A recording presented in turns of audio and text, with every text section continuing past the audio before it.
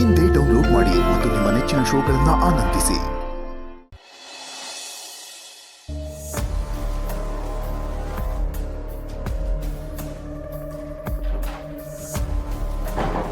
Ma'am, ನಾನೊಂದು clue ಸಿಕ್ತು. ಕ್ಲೂನಾ? ಏನದು ಮಾಡಿ? ಮಾಮ್, ಅದೇ ಮನೆ ಡಯಟಿಷಿಯನ್ ನಂದಿನಿ, ಅವಳನ್ನ ಈ ಮನೆ ಕರ್ಕೊಂಬಂದಿದ್ದು ಯಾರು? ಸುರೇಂದ್ರನೇ ಅವಳನ್ನ ಇಲ್ಲಿ ಕರ್ಕೊಂಬಂದಿತ್ತು. ವೀರುಗೆ ಡಯಟಿಷಿಯನ್ ಬೇಕು, ಹೆಲ್ತ್ ಕನ್ಸರ್ನ್ ಇದೆ ಅಂತ ವೀರುನ ಕನ್ವಿನ್ಸ್ ಮಾಡಿ ನಂದಿನಿನ ಕರ್ಕೊಂಬಂದಿದ್ದು ಆ ಸುರೇಂದ್ರನೇ. ಅದಲ್ಲ ಮಾಮ್, ಸುರೇಂದ್ರ ಮಾವನ ಮೂಲಕ ಈ ವಿಷಯನ ಮಾವಂಗೆ ಹೇಳ್ಸಿರ್ಬೋದಲ್ವಾ? ಅಂದ್ರೆ ವೀರು ಮಾವಂಗೆ ಹೆಲ್ತ್ ಇಶ್ಯೂಸ್ ಇತ್ತು, ಅದನ್ನೇ ನೆಪ ಮಾಡಿಕೊಂಡು ಸುರೇಂದ್ರ ಮಾವನ ಉಪಯೋಗಿಸ್ಕೊಂಡು ನಂದಿನಿನ ಈ ಮನೆ ಕರ್ಸಿರ್ಬೋದಲ್ವಾ? ಮಾಮ್, ಸರಿಯಾಗಿ ನೆನ್ಪು ಮಾಡ್ಕೊ, ನಂದಿನಿನ ಈ ಮನೆ ಕರ್ಸಿದ್ ಯಾರು? ನಂದಿನಿನ ಇಲ್ಲಿ ಕರ್ಕೊಂಬಂದಿದ್ದು ಇವರೇ ನಿಮ್ಮನ್ನು ನೋಡ್ಕೊಳಕ್ ಬಂದಿರೋಂಥ personal nutritionist cum chef. Subbu ಜೊತೆನೆ ನಂದಿನಿ ಬಂದಿದ್ದು. ಎಕ್ಸಾಕ್ಟ್ಲಿ ಮಾಮ್, ಸುಬ್ಬುನೇ ನಂದಿನಿನ ಈ ಮನೆ ಕರ್ಕೊ ಬಂದಿದ್ದು. ಸುಬ್ಬು ಗೊತ್ತಿರುತ್ತೆ ನಂದಿನಿ ಎಲ್ಲಿದ್ದಾಳೆ, ಏನ್ ಮಾಡ್ತಿದ್ದಾಳೆ ಅಂತ. You right, you perfectly right. ಇದೆಲ್ಲ ಮಾಡಿದ್ದು ಆ ಸುಬ್ಬುನೇ. ಅವನೇ ಅವಳನ್ನೇ ಕರ್ಕೊಂಬಂದು ಇಲ್ಲಿ ಬಿಟ್ಟಿದ್ದು. ಈ ಮನೇಲಿರೋ ಯಾರೋ ಒಬ್ಬರು ಸಹಾಯ ಇಲ್ಲದೆ ನಂದಿನಿ ಇಲ್ಲಿ ಬರಕ್ ಸಾಧ್ಯನೇ ಇರಲಿಲ್ಲ. ಅದನ್ನೇ ಮ್ಯಾಮ್ ನಾನು ಹೇಳ್ತಿರೋದು. ಆ ಸುಬ್ಬು ಹೆಲ್ಪಿಂದ ನಂದಿನಿ ಈ ಮನೆ ಒಳಗೆ ಬಂದಿರೋದು. ಇವಾಗ ಸುಬ್ಬುನ ನಾವು ಹಿಡಿದ್ರೆ ಅವಳು ಎಲ್ಲಿದ್ದಾಳೆ, ಏನ್ ಮಾಡ್ತಿದ್ದಾಳೆ, ಈ ಮನೆಗೆ ಏನಕ್ಕೆ ಬಂದಿದ್ಲು, ಎಲ್ಲ ವಿಚಾರ ಗೊತ್ತಾಗುತ್ತೆ ಮಾಮ್. Very good. ನಾನು ಇದ್ರ ಬಗ್ಗೆ ಯೋಚನೆ ಮಾಡಿರಲಿಲ್ಲ. ನಂದಿನಿ ಎಲ್ಲಿದ್ದಾಳೆ ಅಂತ ತಿಳ್ಕೊಂಡು ಆದಷ್ಟು ಬೇಗ ಅವಳ ಕತೆ ಮುಗಿಸ್ಬೇಕು, ಇಲ್ಲಾಂದ್ರೆ ಅವಳು ನಮಗ್ ತಲೆನೋವು ಆಗೋಗ್ತಾಳೆ. ಮಾಮ್, ಆದ್ರೆ ಆ ಸುಬ್ಬುವಿಂದ ವಿಚಾರನ ಹೇಗೆ ಬಾಯ್ ಬಿಡ್ಸೋದು? ನಾವು ಕೇಳಿದ್ರೆ ಅವ್ನು ಹೇಳಲ್ಲ. ನನಗೆ ಗೊತ್ತು ಮಾಡಿ, ಮುಳ್ಳನ್ನ ಮುಳ್ಳಿಂದಾನೇ ತೆಗಿಬೇಕು. ಆ ಸುಬ್ಬು ಹೇಗೆ ಪ್ಲಾನ್ ಮಾಡಿದ್ನೋ ಅದೇ ತರ ನಾವು ಒಂದು ಪ್ಲಾನ್ ಮಾಡಬೇಕು. ಆದ್ರೆ ಅದೆಲ್ಲ ಹೇಗೆ? ಯೋಚನೆ ಮಾಡಬೇಡ. ಸುಬ್ಬುವಿಂದ ನಂದಿನಿ ವಿಷಯ ಎಲ್ಲ ತಿಳ್ಕೊಬೋದು. ಆ ಸುಬ್ಬು ಮನೇಲಿ ನನಗೋಸ್ಕರ ಕೆಲಸ ಮಾಡೋ ನಿಯತ್ತಿನ ನಾಯಿಗಳಿಬ್ಬರಿದ್ದಾರೆ. ಅವ್ರನ್ನ ಚೂ ಬಿಟ್ರೆ ಅವ್ರ ವಾಸನೆ ಹಿಡಿದು ಎಲ್ಲ ವಿಷಯ ನನಗೆ ಅಪ್ಡೇಟ್ ಮಾಡ್ತಾರೆ. Wow, super. ಇಲ್ಲಿಂದ ನಮ್ ಗೆಲುವು ಶುರು ಆಗುತ್ತೆ. ನಾವು ಕಳ್ಕೊಂಡಿದ್ನೆಲ್ಲ ಪಡ್ಕೊಳ್ಳೋದಕ್ಕೆ ದಾರಿ ಸಿಗುತ್ತೆ. ಆ ದಾರಿಗೆ ನಾಂದಿನೇ ಆ ನಂದಿನಿ ಸಾವು. ಇನ್ನ ಅವಳ ಕತೆ ಮುಗೀತು. ಅಕ್ಕ,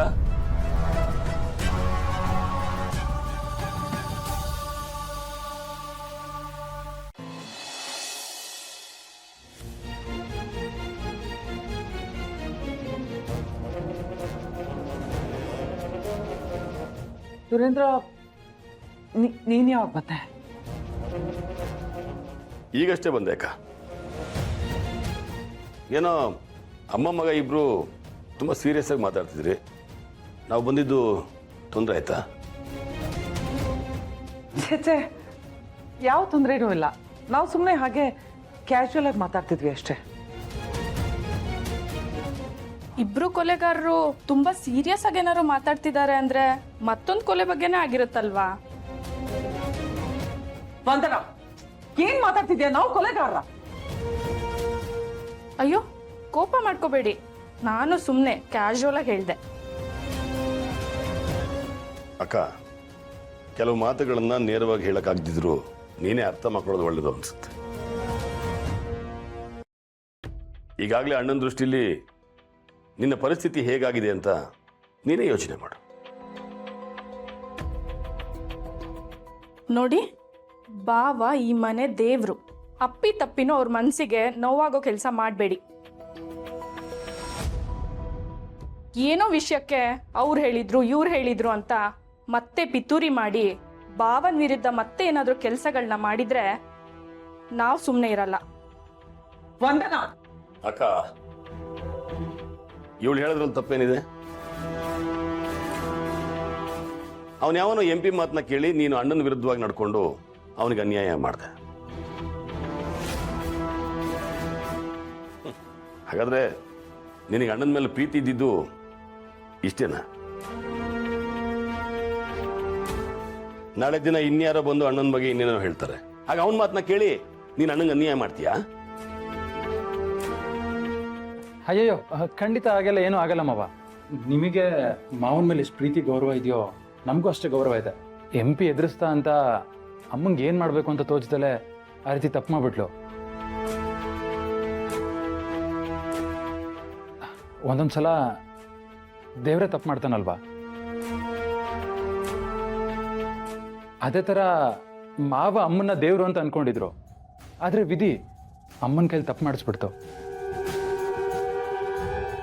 ನೋಡು ಸುರೇಂದ್ರ, ನಾನು ತಪ್ಪು ಮಾಡಿದ್ದೆ ನಿಜ. ಆ ತಪ್ಪು ನನಗೀಗ ಅರಿವಾಗಿದೆ. ಆ ನೋವಿಂದ ನಾನಿನ್ನೂ ಆಚೆ ಬಂದಿಲ್ಲ.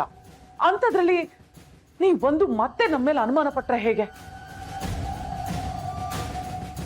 ನಡಿ ಬಾ. ಅಕ್ಕ ಒಂದು ನಿಮಿಷ. ಅಕ್ಕ, ಅಣ್ಣನಿಗೆ ನಿನ್ನ ಮೇಲೆ ಇದ್ದ ನಂಬಿಕೆ ಹೋಗಿರ್ಬೋದು, ಆದರೆ ನಿನ್ನ ಮೇಲಿನ ಅಕ್ಕರೆ ಆಗಲಿ, ಪ್ರೀತಿ ಆಗಲಿ, ಗೌರವ ಆಗಲಿ ಇನ್ನೂ ಕಡಿಮೆ ಆಗಿಲ್ಲ. ಅದಕ್ಕೆ ನೀನಿನ್ನೂ ಈ ಮನೇಲಿದ್ದೀಯ. ಆದರೆ ನನಗೆ ಚೆನ್ನಾಗಿ ಗೊತ್ತು, ಅಣ್ಣ ಅನ್ಕೊಂಡಿರೋಷ್ಟು ಮುಗ್ಧತೆ ಆಗಲಿ, ಒಳ್ಳೆತನ ಆಗಲಿ ನೀನಲ್ಲಿಲ್ಲ. ಸುರೇಂದ್ರ, ಹಾಗಾದ್ರೆ ನೀನು ನನ್ನನ್ನ... ಅಕ್ಕ ಪ್ಲೀಸ್, ಮತ್ತೆ ಬಣ್ಣ ಬಣ್ಣದ ಮಾತುಗಳನ್ನು ಆಡಿ ನನ್ನನ್ನು ಮರಳು ಮಾಡೋದಕ್ಕೆ ಬರಬೇಡ. ನನಗೆ ಚೆನ್ನಾಗಿ ಗೊತ್ತಿದೆ, ನನಗೆ ಬುದ್ಧಿ ಬಂದಾಗಿಂದ ನನ್ನನ್ನು ಸಾಕಿ ಸಲಹಿದ್ದು ನಮ್ಮ ಅಣ್ಣ. ಯಾರು ನನಗೆ ಪ್ರೀತಿ ಕೊಟ್ಟರು, ಯಾರು ನನಗೆ ಬದುಕನ್ನು ಕಟ್ಕೊಟ್ರು ಅಂತ ನನಗೆ ಚೆನ್ನಾಗಿ ಗೊತ್ತಿದೆ. ಅವ್ರಿಗೆ ನಾನು ಅಡಿಯಾಳಾಗಿರ್ತೀನಿ. ಆದ್ರೆ ಒಂದು ವಿಷಯ ತಿಳ್ಕೊ, ನೀನು ಮತ್ತೆ ಏನಾದ್ರೂ ಅಣ್ಣನ ವಿರುದ್ಧವಾಗಿ ಹೋದ್ರೆ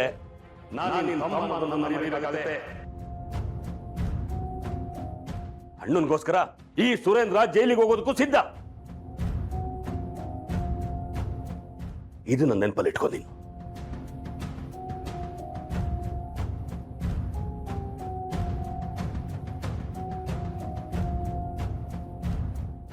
ಅರ್ಥ ಆಯ್ತಲ್ವಾ? ಜೈಲಿಗೆ ಹೋಗಕ್ಕೂ ಸಿದ್ಧ ಅಂದ್ರು.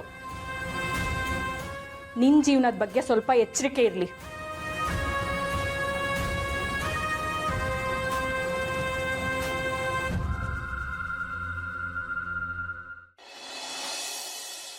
ಪ್ರೀತಿ ದೇವ್ರಿದ್ದಂಗ, ದೇವ್ರಿಗೆ ಗ್ರಹಗತಿಗಳ ಆತಂಕ ಇರಬಾರ್ದು. ಹಂಗ ಪ್ರೀತಿಗೂ ಗ್ರಹಗತಿಗಳಾಗ್ಲಿ ಮುಹೂರ್ತ ಆಗ್ಲಿ ಅಡ್ಡ ಬರಬಾರ್ದು. ಇವರಿಬ್ರು ಸೇರೋಗಳಿಗೆ ಎಂಥದ್ದೇ ಆದ್ರೂ ಅದು ಅಮೃತಗಳಿಗೆ ಆಗಿರ್ತೈತಿ.